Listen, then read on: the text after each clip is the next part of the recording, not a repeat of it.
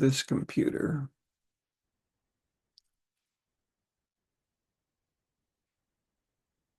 Okay. There we go.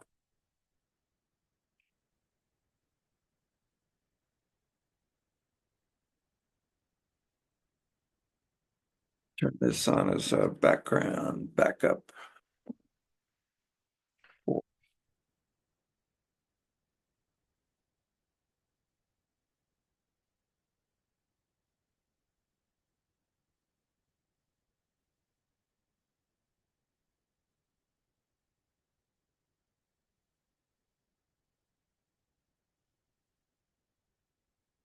Okay. Globalization and the new political culture are themes in the first 10 pages of the Trees and Real Violins.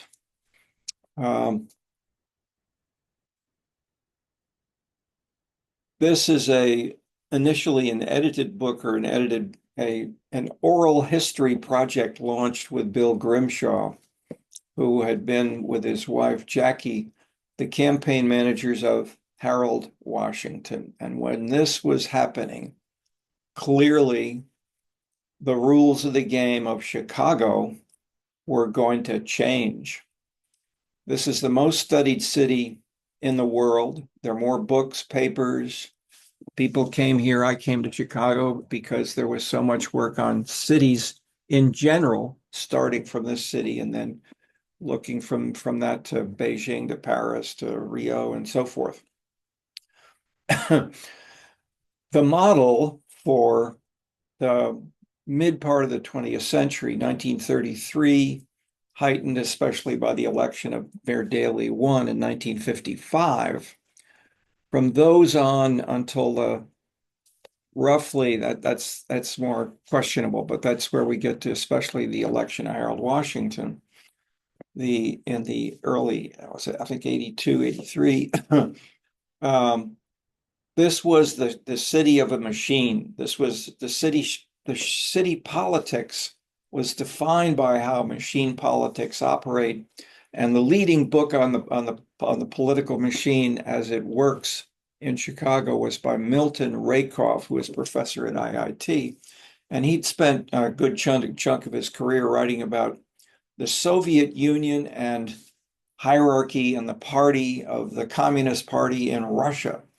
And when he then turned to Chicago, where he was living, he said, "Oh, yeah, I see how everything works here. It's very similar to the Communist Party in Russia."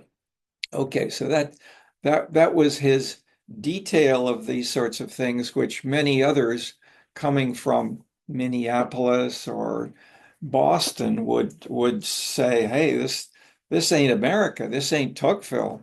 What's going on? What kind of city is this?"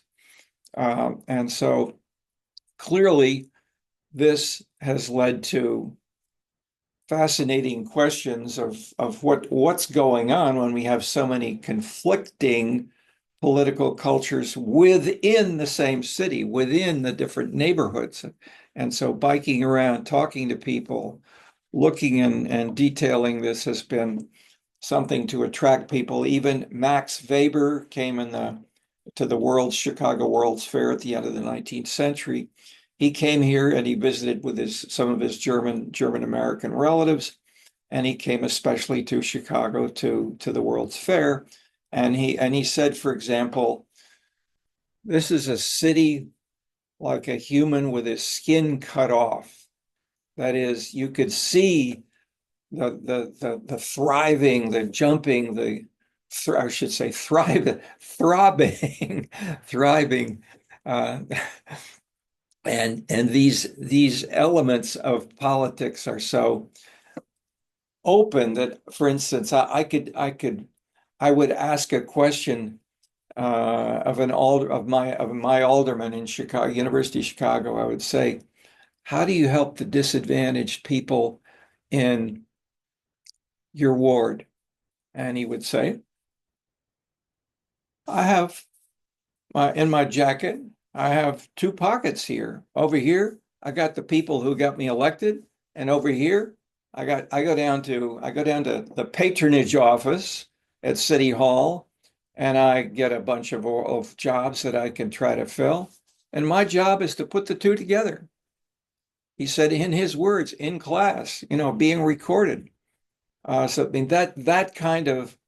um, that kind of open quote discussion of patronage, clientelism, paying off uh, uh, receipts was then repeated about 1 or 2 years, maybe a year ago, uh, which um, went on with the sending to jail of one of the leading continuers of the old Chicago politics. But the point is, the legacy of the machine is still something which makes this city different from the rest of the US and brings us closer to places like the rest of the world where parties are stronger. I stressed that in the picture with those vertical bars in the New Political Culture book, that the European countries, Japan, have generally had much stronger parties. The exceptions were US, Australia, Canada, with their weaker parties, and that in turn has made it more possible, more feasible, more easily at the local level to build these weak party kinds of things. But Chicago was an exception within the US.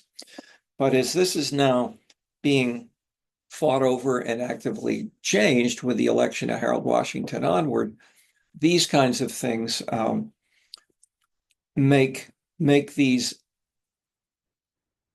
global processes we're seeing now in the Ukraine, in the Middle East, in places where these were impossible or would not have been thought of 20, 30 years ago. When human rights were introduced as an international theme by Jimmy Carter as the US president at the time, he's the first person who really began to talk about this actively on an international scale. I was working in France at the time, and I saw the French television, the French press, the French political leaders reacting to Carter's human rights. What's this? What kind of rural American do-gooder, simplistic view of the world? There's no such thing as, you know, uh, making life, making people equal, and making this happen as a human right for everyone. Um, and so, in that sense, the someone we could understand is Nixon. He's a politician. Okay, these kinds of transformations have happened very fast. History is speeding up, as has been pointed out by more than one historian and political scientist and others. And yet I saw many of these changes happening locally, even outside Chicago. In Waukegan, Illinois, we had three people who did master's degrees and a PhD, as it's the nearby cities of the 51 cities. We initially had a group. We were studying internationally to generalize beyond one or two cities, as Dahl and Hunter had done in their case studies of one city, New Haven versus Atlanta. So clearly Chicago is important, but why is it different? And we can't tell that by looking just at Chicago alone.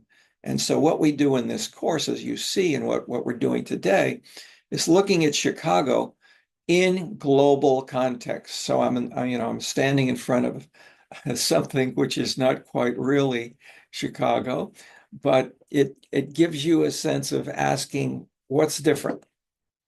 And and if you get on a bicycle, walk around, read these many books and papers that are here on this city, go from one neighborhood to the next, and that's fascinating. Okay. We do also a bicycle tour at the beginning of the academic year, and we did it this year, and I've started this about 20 years ago with John Boyer dean of the college, and Mark Hansen, who were deans of social science in the college, and they wanted to try to spread the focus on different distinctive aspects of Chicago and making every student comfortable riding a bike and exploring here. I'm talking today about cross-country skiing, which is a bit taking a step further, but I was out there last night and I feel terrific as a consequence. Okay, I'm giving you a couple of big themes as to why Chicago is important. Also, because a related theme is how much has Chicago moved toward Massachusetts as analyzed by Tocqueville, and the big theme which makes that we've seen in the course was the point stressed by Bowling alone, and the idea that legitimacy is declining. We are electing Donald Trump. Is he representing a new style of less collective concern for the public good, for the common weal, the commonwealth, as its name is in Massachusetts? It's not called a state, it's a commonwealth. And that commonwealth of the common part is the New England moralistic theme, as we've seen with Daniel Elazar. And so what I point out in those first 10 pages of the Trees and Real Violins is how much within the city of Chicago we also have these same three political cultures fighting against each other, and see this with different aldermen, with different people who come here. I mentioned in particular Toni Preckwinkle, who came here as a student from St. Paul, Minnesota, not from this city. And she as an undergraduate student here brought a sense of reforming Chicago. And she, through most of her career, did that, and then as alderman for several terms as alderman. She got me involved in Bronzeville, and I've continued that, and now she is president of the Cook County Board, and also chairman of the regular Cook County Democratic Party organization. So she has transformed the entire institution, which was machine politics, into her version of reform, which nevertheless inevitably has some aspects of the machine still there, as many of the folks look for and hope for my piece of the turf, etc. So and these I mentioned the aldermen who came to my class, with my residents, my neighbors in Bronzeville, and the civic organizations in Bronzeville that I go in a number of meetings with. Clearly, we've got the old machine, ethnic, active politics, Black power. We've also then got then new reform. And this is the big transformation, which we're covering in part in the section on the new kinds of organizations, gays, lesbians, human rights, the environment. These new issues are not primordial. They're not based on you coming from rural Poland. Instead, these are things which people have created more themselves in lifestyle. And so that is a big theme. And as that is going on as well in China, in France, and as I'm mentioning with the transformation, I mentioned the old French style, the Italians even more so. I was in Italy teaching in Florence when a physicist, professor of physics at the University of Florence, was elected mayor of Florence. And the political scientists and sociologists in the department around, it's a joint department there. I was saying, tell me about this new mayor. So, oh, he doesn't know anything about politics. He doesn't know how you do anything properly. And he didn't go to the party school the way that maybe they didn't themselves, but political staff had to go to the party school in order to learn how to do what in Chicago and the US is called Irish politics, clientelism. You give me your votes, and I'll give you jobs and contracts and help your son when he gets in trouble with the police. Okay, so the point is, so then just one more Italian example. There was a battle going on, which it was challenging the Italian national issues, and there was I think it was a 2-hour television program, including the prime minister, the president, the former president of Italy were all there, along with children from schoolrooms in Italy and in Yugoslavia, where this was the Bosnian War was going on at the time. And so the issue was, should Italy engage in what way? And the surveys of citizens were divided. And so the top political leaders wanted to convince that what they were doing was appropriate, and so there were members who were also soccer players of the Roman soccer leading soccer team, who were in fact Yugoslavs from Croatia, from Serbia, but they were playing soccer, recruited to play for the Rome, and they then were there on the television program with all the others, asking questions and discussing. That was the opposite of what people initially had when human rights and the diversity and the equality introduced into the European context and global context by Carter, illustrating the populism of using the media.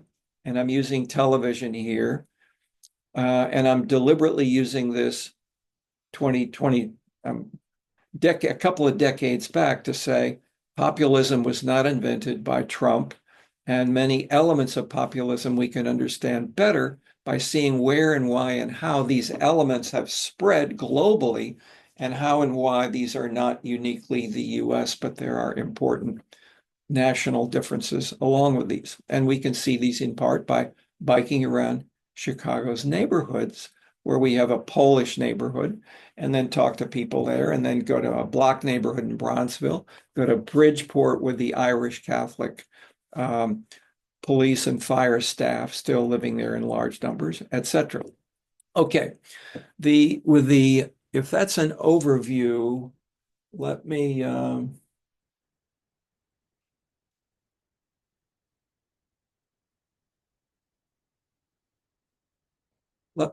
look at a couple of let me pause for questions. I've given you an overview of the story for today. The two other readings which we can bring in are the book by James Norquist, The Wealth of Cities, who was the former mayor of Milwaukee, and he writes as a mayor who drastically changed his own city away from what it had been, focusing much more on the welfare state, actively working in Washington to increase federal grants to the cities. General revenue sharing was credited in good part by the mayor of Milwaukee. And James Norquist said, that's wrong. We're going to do the opposite. We don't want more money from Washington. We ought to take less, and we ought to do things locally and really be entrepreneurial as mayors. That's the theme of our section here. And he is an amazing version of doing that. Not to say it's good or bad, but to show this particular type of political culture, even within the same city, transforming in a direction of what is happening in many cities around the world. Theaster Gates, we have a bit from, I'll just mention his name. We can bring that in. And if any of you want to comment on these other themes, let's get started. Comments, questions, challenges.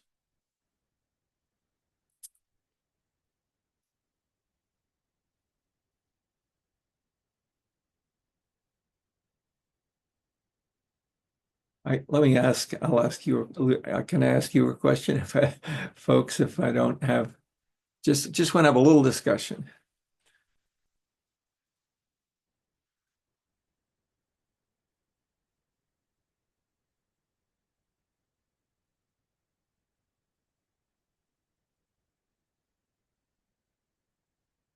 Ryder Kavanaugh, you're from Boston. You talked well last time.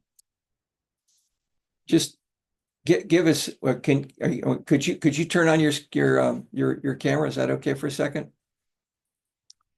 Still there? Yeah, maybe he's walked away to get a snack. Okay. Or whatever. Gavin Ashman, are you there? Yep. Tell us where you're from.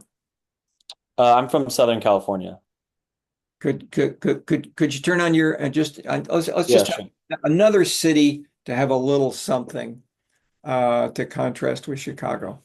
Tell us what do you notice is which city are you from? Town? I'm from San Juan Capistrano in Orange County, California. It's like about an hour south of LA. Perfect. What do you see and have told and you've been what year are you now at the USC? I'm a third year.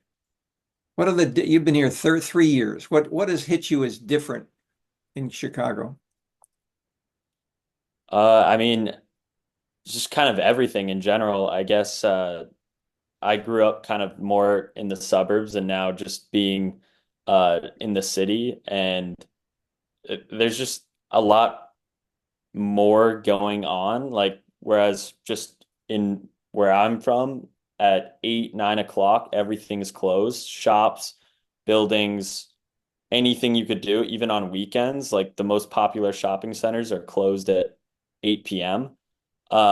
Whereas here, obviously, everything's open much later and there's just more going on. So I guess that's one of the main differences. And then I guess I don't know. I guess in terms of infrastructure, the everything's a little like newer around me and more renovated. Well, specifically in San Juan, that's more of like a historical city, which I don't know how much you're familiar with, like the missions in California and stuff. Like a lot of the city was kind of developed around that.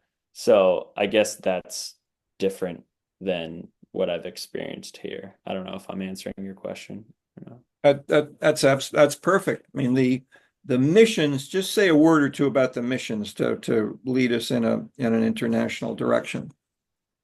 And Yeah, so just let me hold up for a second. Take a look. This we're talking about on Monday, called The New Political Culture. Take a look at the last chapter, which is by Mark Baldessari, which at the time was a professor in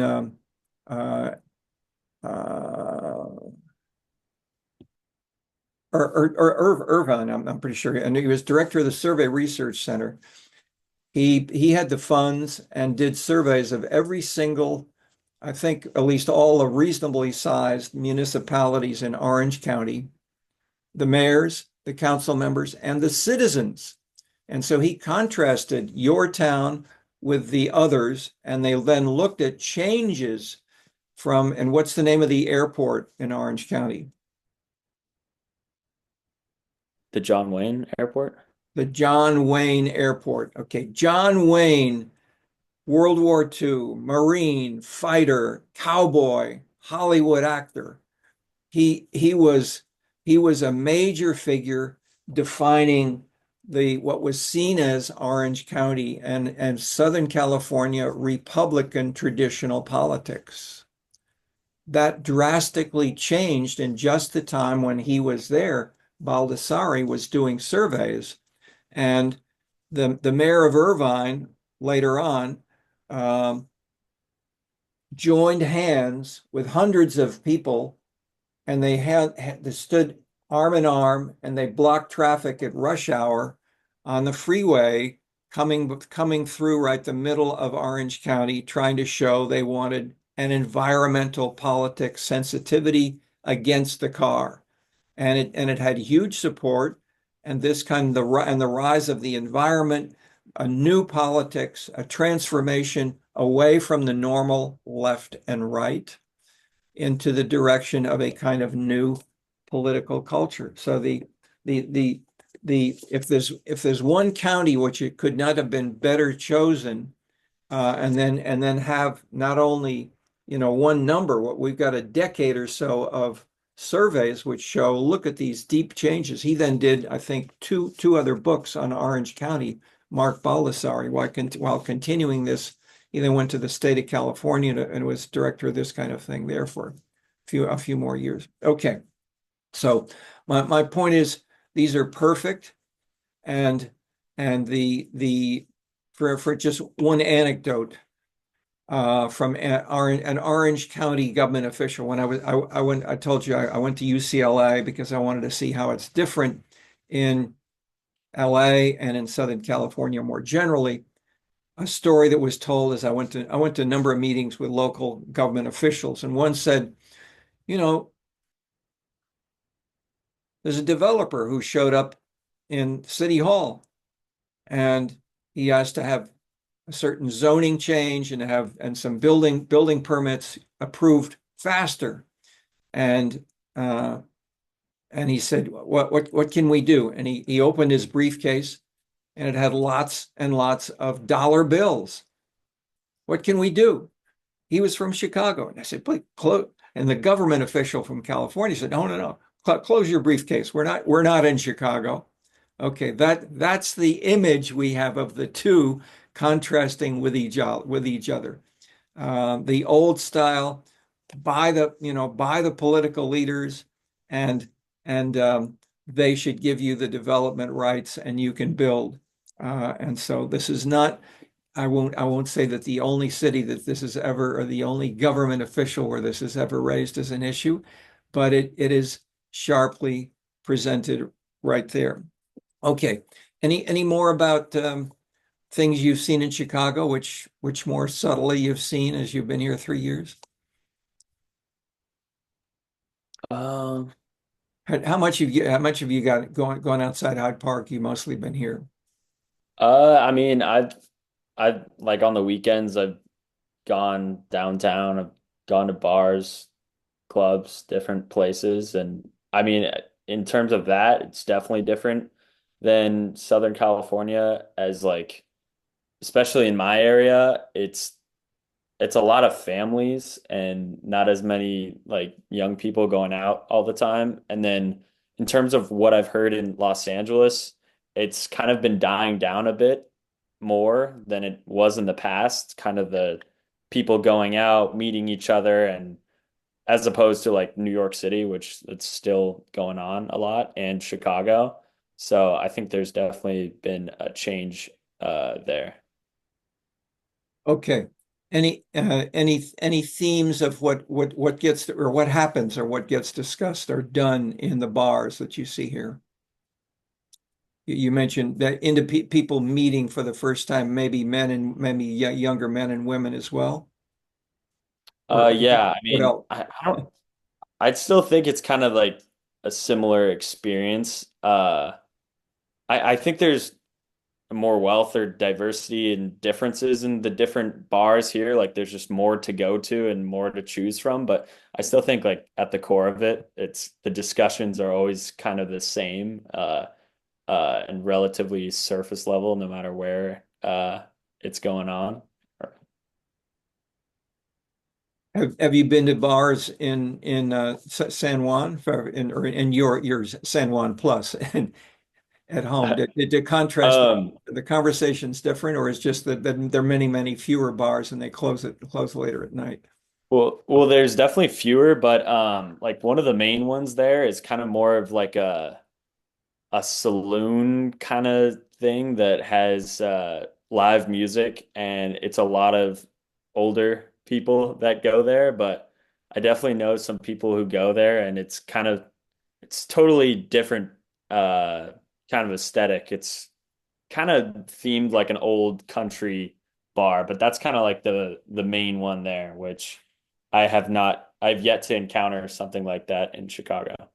Wow. Okay, man, that's perfect. I mean, this is dramatic differences, demographic as well as contextual, city level, institutional differences.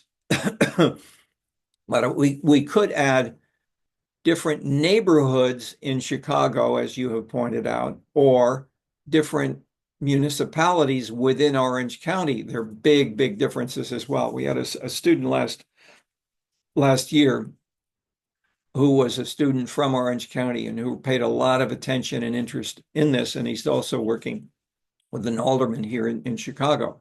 So he's very conscious of these differences, but also the many differences within Orange County. And that's what Mark Balasari has surveyed. Okay. The point I'm making here, and I'm encouraging each of you to do in similar manner. Ask those questions. Why is Chicago different? Why, when you have traveled, what other different experiences are there? And can we generalize and make sense of why you don't have youthfully oriented, more singles bars? There's one woman who also I'll mention who did a BA, an MA, and a PhD. She was on gay men's bars and how their culture emerged and is reinforced from the conversations. And even though she was there with sometimes alone or sometimes with a gay man who was a friend, etc., friends, etc. So she then became appointed an example of the kinds of themes that was promoted at the University of California, Berkeley. Okay. She started here. She did, I think, forgotten how, maybe she actually got the PhD here, but then was hired as an assistant professor at Berkeley. Okay. And she came back to Chicago to keep following the same changes. Um, the okay. Any other follow-up questions about the basic background? The title of the book, Trees and Real Violins, Building Post-Industrial Chicago. Or Bella, go ahead. I had a thought about the PhD you were just talking about, because I'm curious about, so some of the themes of like the readings and the short video that was optional to watch for today had to do with gentrification, and I'm curious like the degree to which the establishment of like of newer cultural communities or like so I'm thinking like gay communities, sometimes called like gayborhoods and stuff like Boys Town in Chicago, contribute to gentrification, and then also like the degree to which those communities themselves are subject to some of this gentrification. And I think I would guess that Chicago is a pretty would be a pretty great case study for that. Indeed. I found a book a year or two ago called something like The Death of the Gayborhood. And when the title attracted my eye. I looked it up. He's a professor of sociology in uh, uh, in Canada. I think he's an American, but the general point was, why can there be a death of the neighborhood when you're talking about the opposite, and or the rise and or the contrast, that we do have lifestyle oriented bars very visibly in Chicago, gays, types of music, young people, um, this and that. And cafes in similar manner illustrate the huge explosion of cafes in Chicago, as well as even more in Beijing, and the biggest city is Seoul. Seoul, Korea has more cafes and more Starbucks than any in the world, and they didn't have any 20 years ago. A cafe was a Rome and Paris kind of institution, and they've spread. And these then, in terms of the bars and the neighborhood nearby the Chicago Cubs baseball stadium, where you can have the hot dogs, the hot dogs and hamburgers, as I mentioned, is the main food. But you go half a mile away, and this is the neighborhood is a general name, Boys Town. However, I bike all around this area, and there are fewer people there in that Boys Town visibly later at night. So when I saw the book title, I said, "Hey, what's going on here?" And the quick answer is, many gays are now so connected through iPhones and through their social media, they don't need to stand on the street corner and meet each other, or go inside a bar and talk there and meet there for the first time. Once they know each other, they talk on the phone and they have dinner, maybe 4 people, maybe not at all in the neighborhood. They may go to wherever the best restaurant is they want to go to. They may act or dress in a manner that may not in any way show any gayber uh, style symbolism. And so his general point of the book, and then he has a variety of bits of evidence on this, it is going down, that the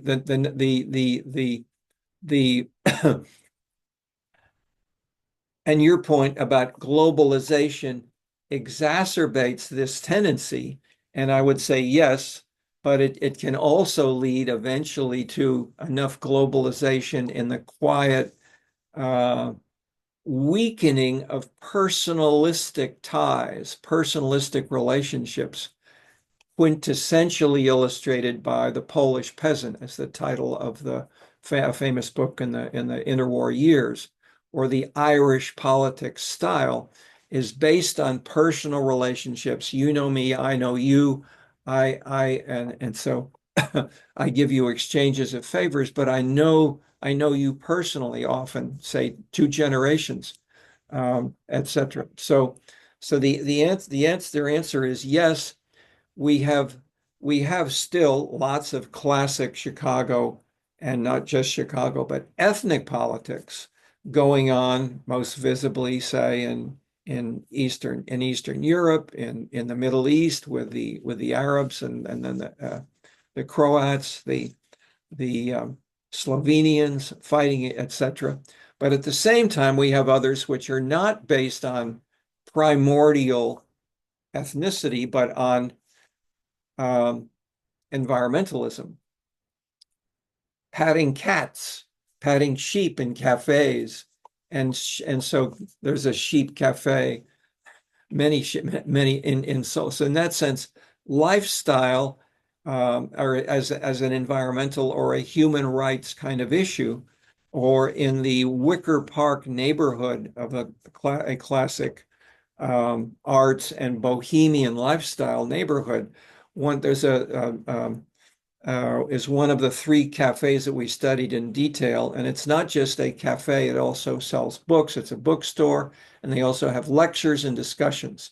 And they're often about roles of women, of lifestyle, changing gender roles, etc., in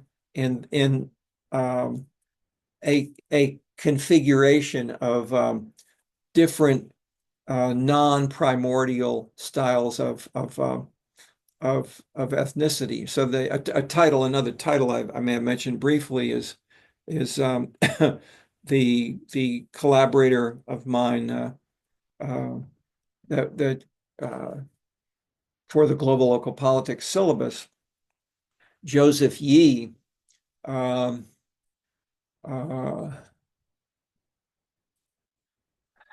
What's his title? It's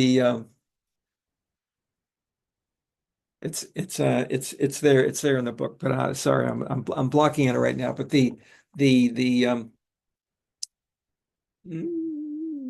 I want to make the point with a title as well. The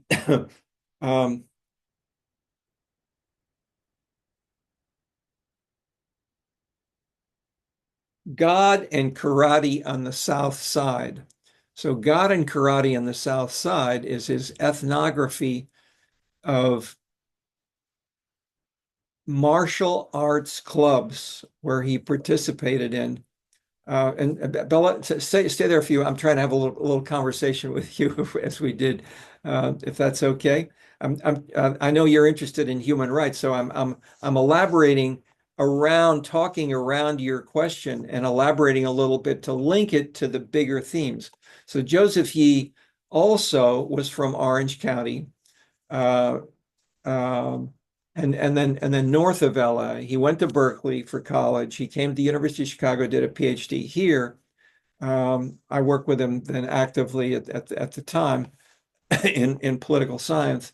And he then has gone back and been teaching in Korea and writing on papers about the role of, what one theme was, how do young Black men, so here's it's a biographical dramatic instance.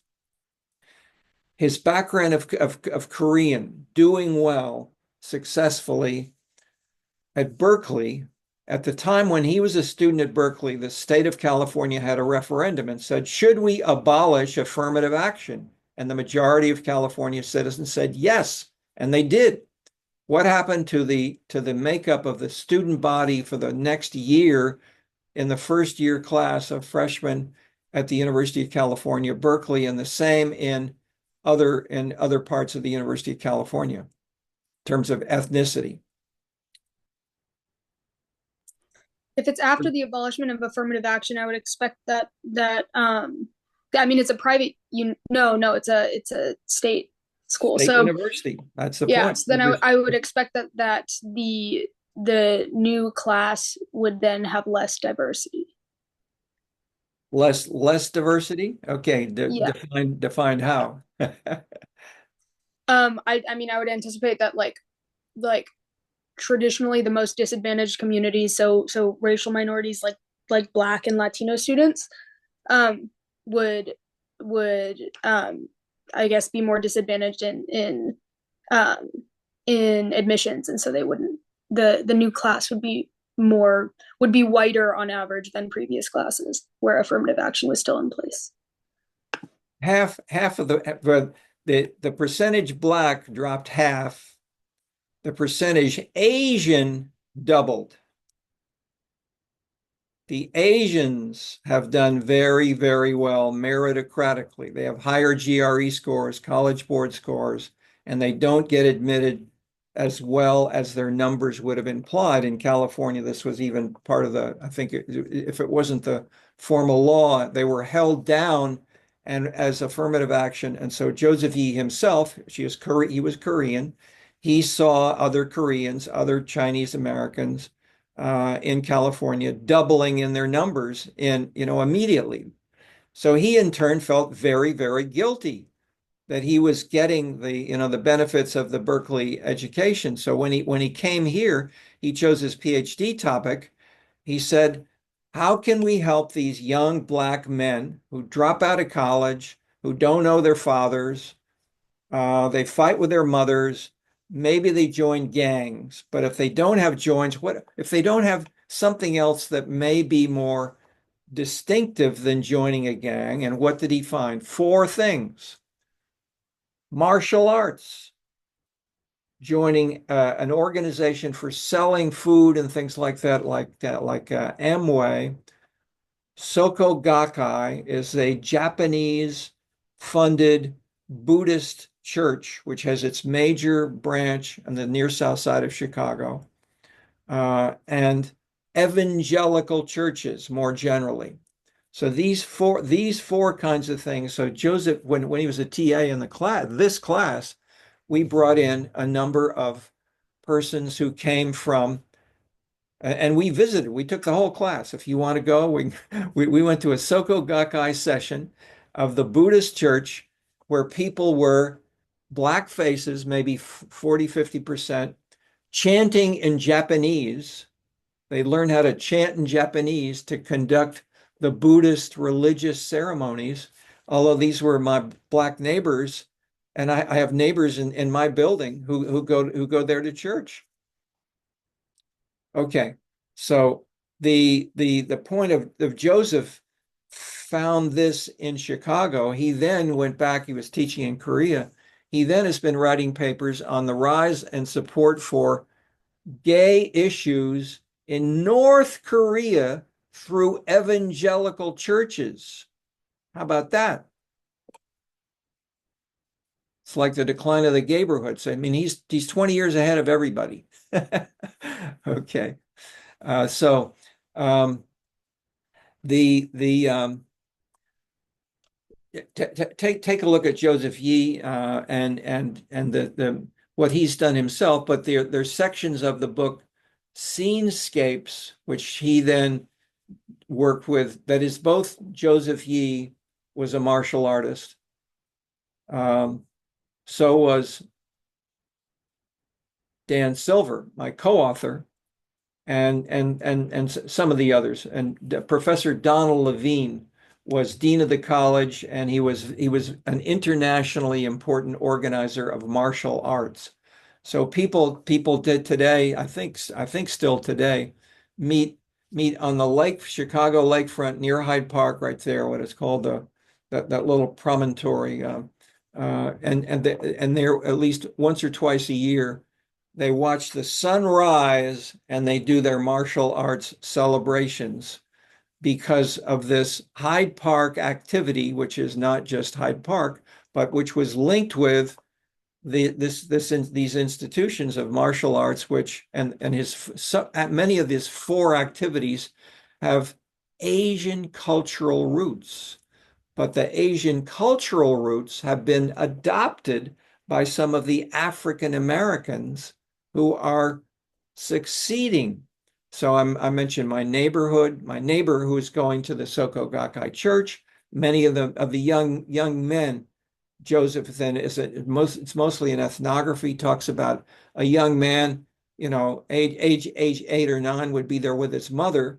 His mother would have trouble getting him to do his homework. The master of the martial arts group would say, Alfred, did you do your homework last night? Well, I was a little bit Alfred, get over there. 20 push-ups. So everybody else in the martial arts class waits for him to do his 20 push-ups. I mean, but at the same time, they both were training to become Black. What's the label? Black belts. Black belt experts of martial arts.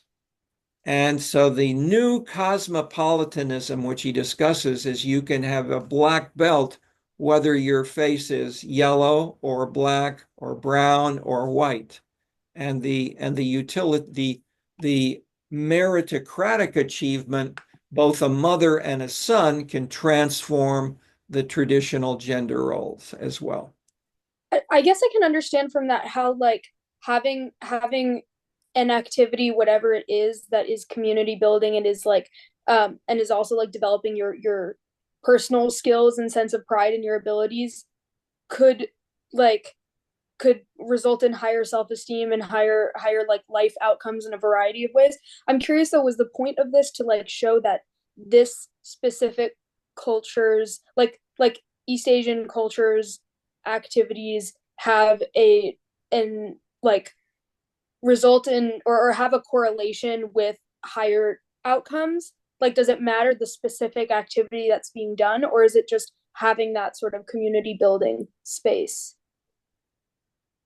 I love your questions because the I've been reading 300 pages right now of a PhD by I won't mention his name by name, but he has been the head of the executive director of the leading Korean association in Chicago. And initially, these were merchants who were doing dry cleaning or they were selling hair in generally black neighborhoods. And they had then, at the time of the LA riots, there was um, a huge conflict, especially between blacks and Koreans, and this was a national concern. And so the how to restore, or I won't say to create better relationships between Koreans and African Americans is one of the major things which he has done. So he's now his retirement age, but he's finishing up and he's decided to do a PhD. As he's got time to write a PhD thesis after having done this. So he knows this stuff very, very well. And one of the major things which he has helped happen as the Korean merchants no longer just speak Korean, but their children, their grandchildren, others are increasingly women, linked with politics in the US, subtly dealing with human rights kinds of issues, and the jobs and the training which the Korean Association was initially doing to help people to learn English, learn computers, learn uh, um, basic skills for getting along, for simply doing a business more successfully. Those are no longer useful for the Koreans.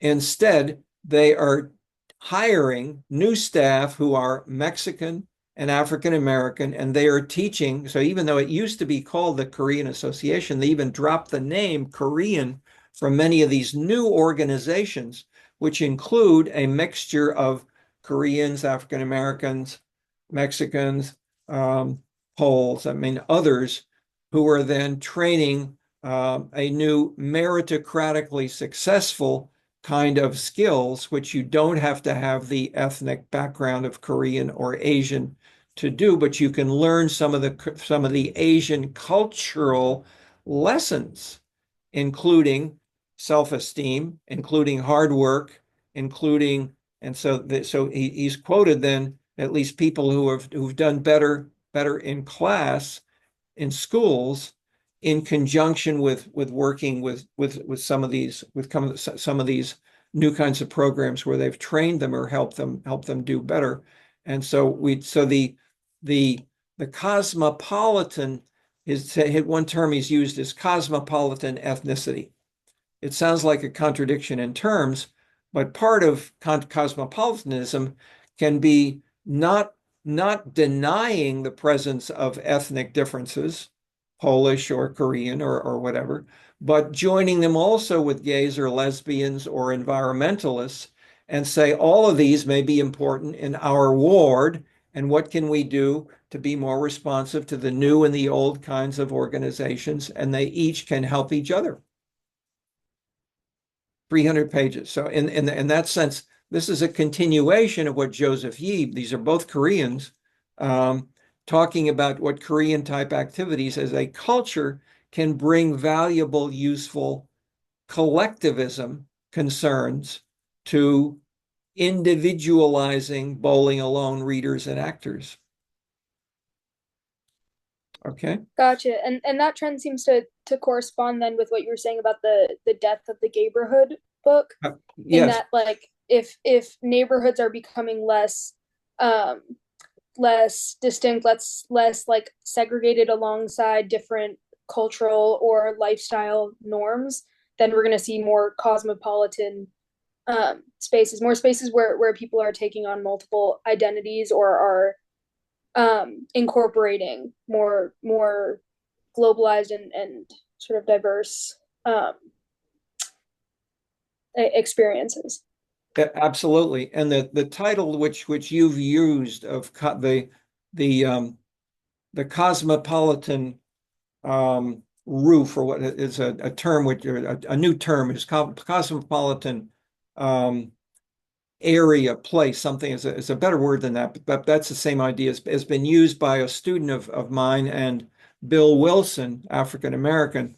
The student is African American. He was at the University of Penn. He's now at Yale, and he studied Philadelphia, and he's shown that the Philadelphia there was that most he showed that most of the African Americans in Philadelphia stay in Black institutions and bars and so forth. But there was a certain group of them where we had African American couples, or say African American and white biracial couples, would explicitly go to this particular set of particular area where cosmopolitanism was being explicitly developed.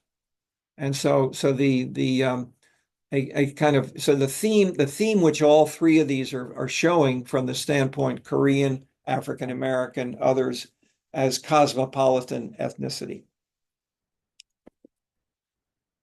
And as you're pointing out with an interest in human rights, it's more than ethnicity, that human rights.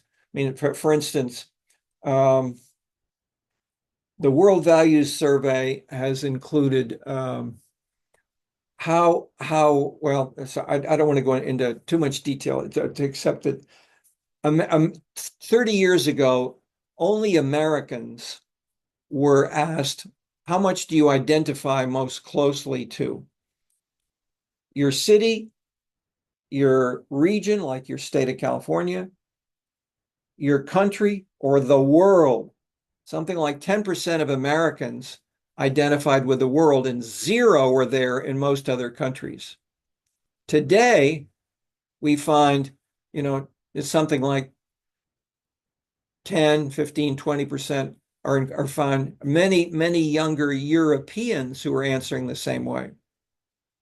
So the world is a new choice, and the cell phones, the communication with people who they may have never left Italy, but they know about lifestyle in Indonesia or in New York City, and they bring some of those kinds of cultural sensitivities, culturally defined kinds of sensitivities, they bring to that in a cosmopolitan manner, even though you wouldn't have thought that this would be found at all in Indonesia, but it's there.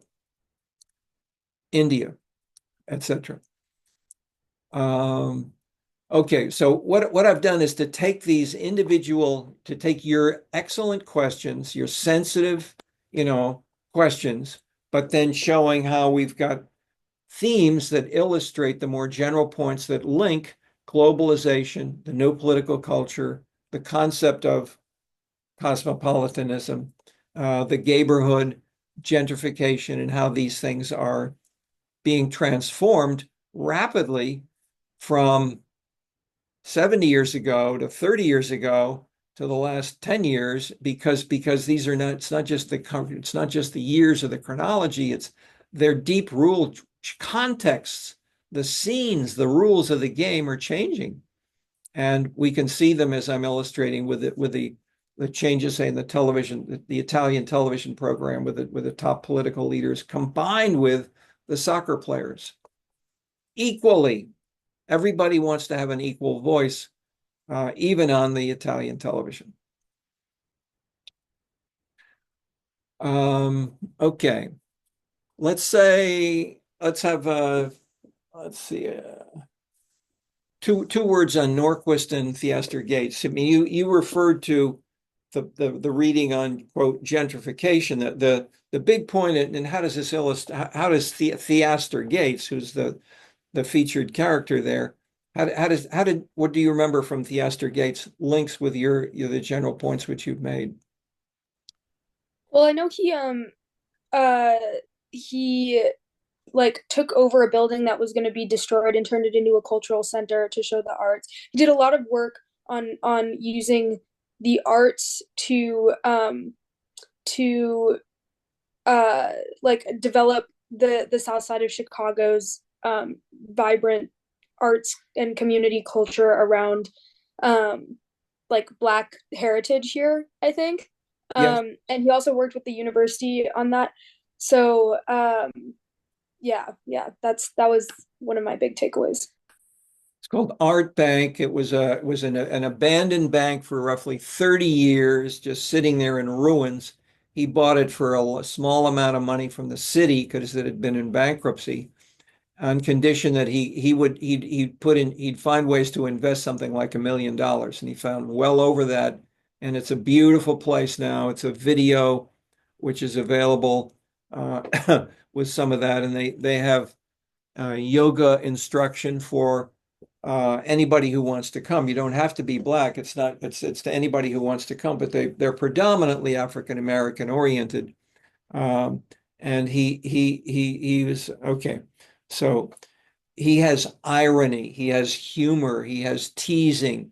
And so he does the things which you described. He's also partially a developer, buying and selling uh, buildings, but it's not to make money. He's doing it to advance his concern of improving the area for the especially lower and middle income African Americans, but not simply to give them more money, but to help them find ways of doing them and thinking about these issues themselves. So in that sense, it connects with the book by James Norquist, um, to find ways it was the first major U.S. city to use school vouchers.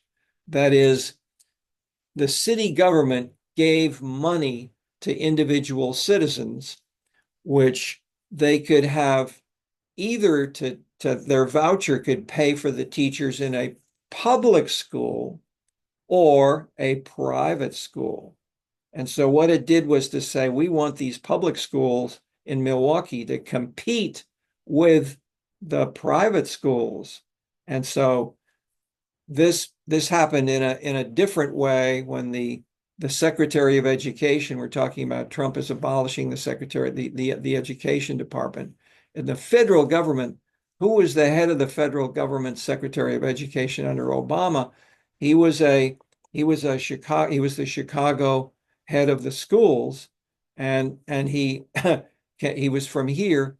He played basketball with he's actually the son of a professor working on education at the University of Chicago, but he played basketball with Black kids nearby. He was comfortable with doing all this stuff, and what he did with others was to take the Chicago public schools and give some of the space, because many of these rooms were not being used at all, and they rented them or gave them away at a low price to charter schools to create and institutionalize within the public schools. You could have just 20 or 200 students in a charter school within, and thereby perhaps competing with the public school teachers, but also not necessarily feeling, we want more money, but more. And well, the charter schools, Steve Raudenbush here is a professor of sociology working on education in detail, helped many of these be founded, and then worked actively on training the teachers. And basically they had hugely successful performances, even though the students were from low-income African-American families. So the schools really have made a dramatic difference in some instances. And so having these as an option fit with James Norquist's general book that the school, if we can do this in one of the hardest areas to do, and for education and schools, etc., in Milwaukee, if we can do this, we can do this more generally in many kinds of public services and for many persons of different different backgrounds. Okay. So I mean that's the quick summary of Norquist's. But it's got lots of very specific policies which he has implemented there in a way that was 20 years, 30 years before any of this happening in Chicago. So I won't try to go into the subtleties of the depths of Chicago right now, but it's very complicated but the point is, instead of saying in addition to it's complicated, we want to start there. We then say, how can we make sense of it? And that's what we're doing in the course. We look at social movements, we look at traditional ethnicity, we look at political parties, we look at markets, and they all are important. They each have conflicting, sometimes, rules of the game. But if you only use one of these normatively or positively in trying to study it, you'll leave a lot out. Multi-causality, multiculturalism.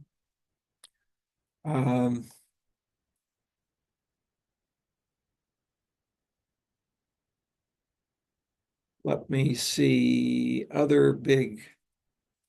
I was going to show some tables from the city of Chicago, anyone else want to ask a question? As your questions, Bill, have been great. I mean, that is and I think you genuinely have asked these because they're clear logical extensions, but then how can the neighborhood go down instead of up? And does this fit with globalization? Apparently so, at least according to the author of the book.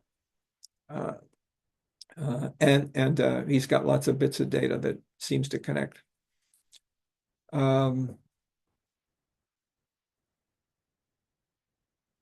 Lucas, you've had some things to say before that want to add something to this?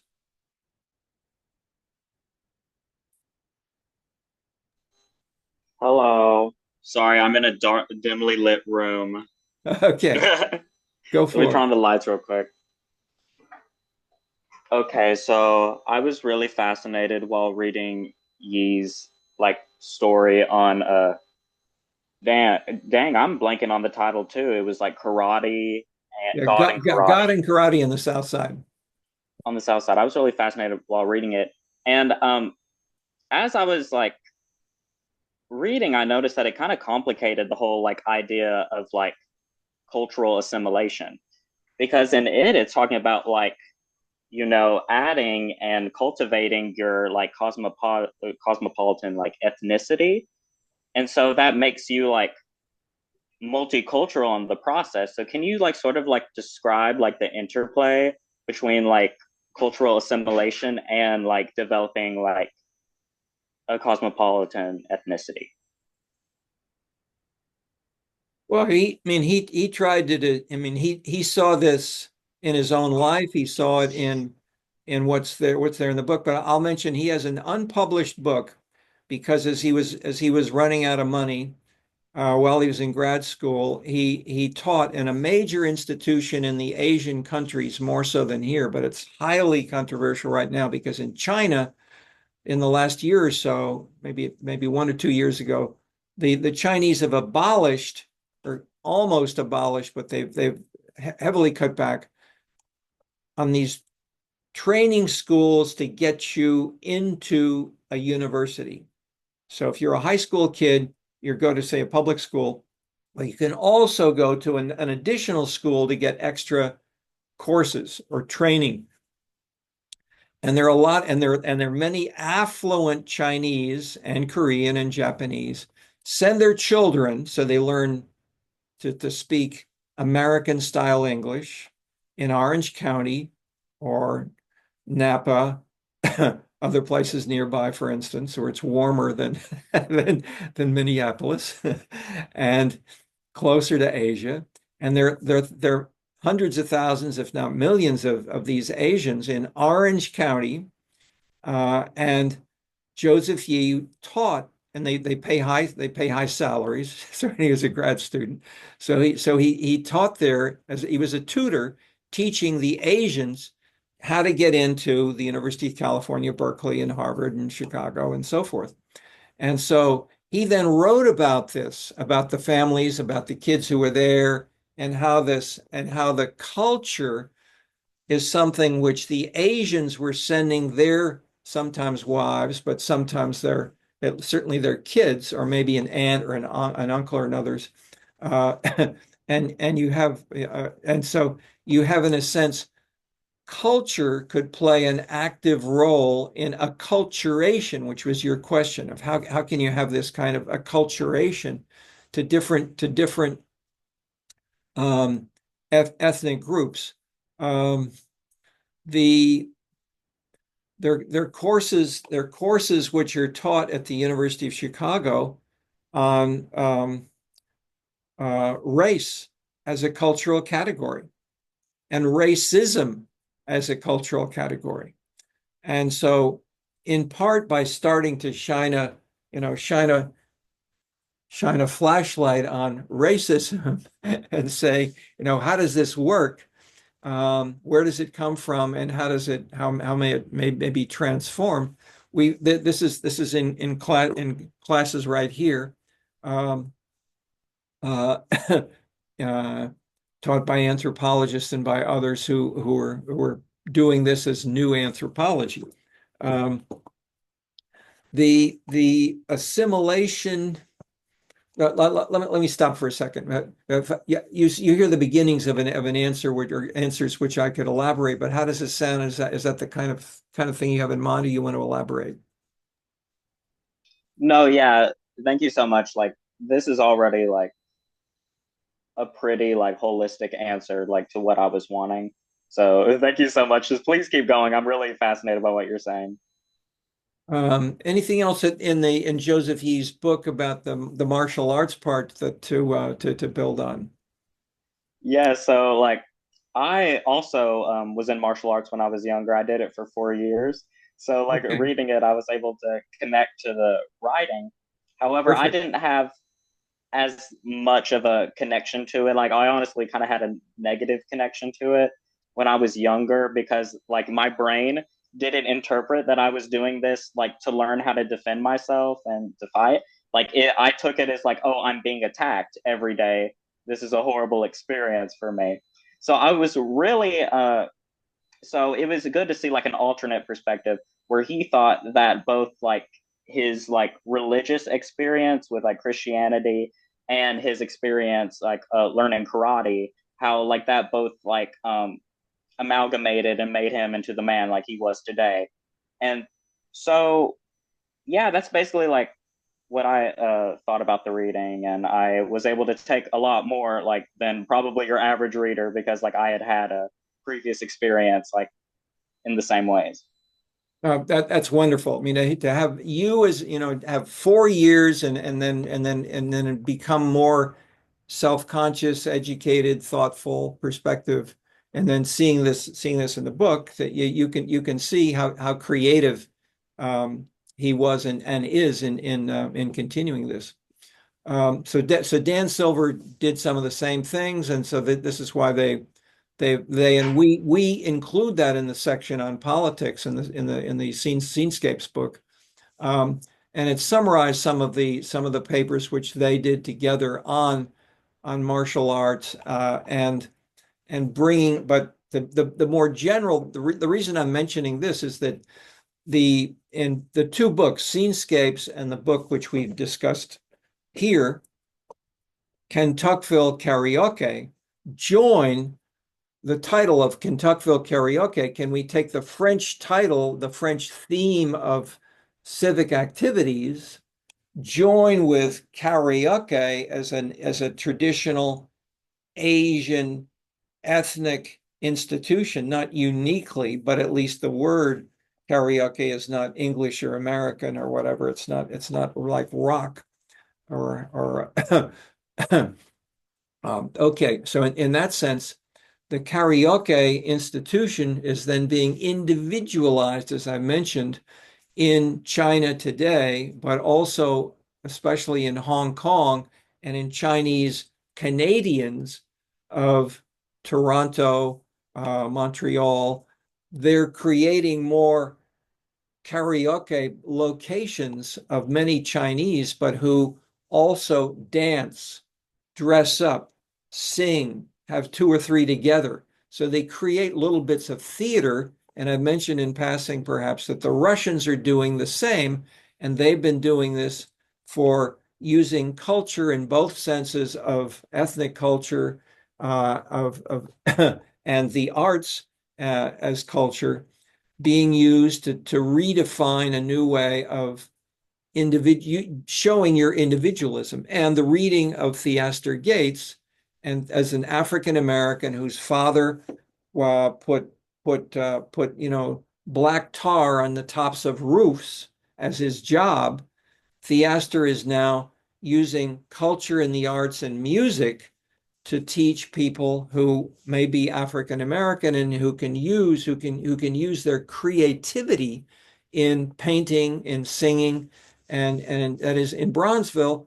We have had classically very high underemployment or unemployment rates for young men, and they do what are they doing? They practice basketball and they write lyrics to hit songs more than looking for jobs. But so that their battles among Bronzeville parents and residents and so forth. Should we permit and encourage this or discourage? Because do we really want just all these blacks to be serious sportsmen and lyric and popular music people, or can't we also have them be some bankers? And maybe the bankers will give some more contributions to other activities besides sport. But is it a conflict? How much does Michael Jordan or the top basketball players earn? A lot. They earn more. That is, who are the yeah, here's a question. Who are the 10 most the 10 people in America who earn the most amount of money? Right now it's Musk. But a few years ago, and if we look at not just the number one, but look at 10, how many of the 10 are African American? Question for anybody. Probably none. Say that again. Probably none. None. Okay, that's the normal answer that most people would give. The answer is 4, and they include Michael Jordan, Oprah Winfrey, Magic Johnson, and I'm blocking who the fourth the fourth. But basically they're many, but they're all in entertainment, media, Hollywood, television, and the like, and hugely successful. And they have, and so Oprah herself has a book series which try to have, and not only people on the program, but she wants to help people remake. That term is used a lot in titles and in remaking yourself and your home and your interior design and your hairstyle is more than just the exterior, but it's also what's inside your head, and that's what the books are about in her series. So, and these are all examples of acculturation. We are just past our time for ending, so thank you.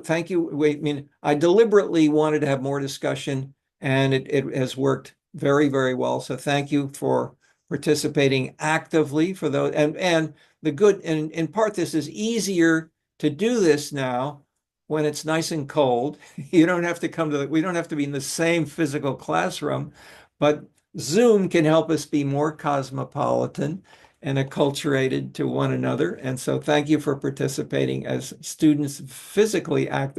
You holding up something, Gavin, there? Or is that, no, that's on the wall. Oh, no, that's on my wall. Okay, no, I thought you were holding up a computer screen or something like that. Okay, but thank you folks for for helping your participation, which can range from your type of jacket and suit and pants or to the martial arts which you performed and participated in, even though you didn't know what you were doing at the time, and so forth. So good discussion. Onward, and thank you for being there. Thanks so much. Thank you. Thank you. Okay.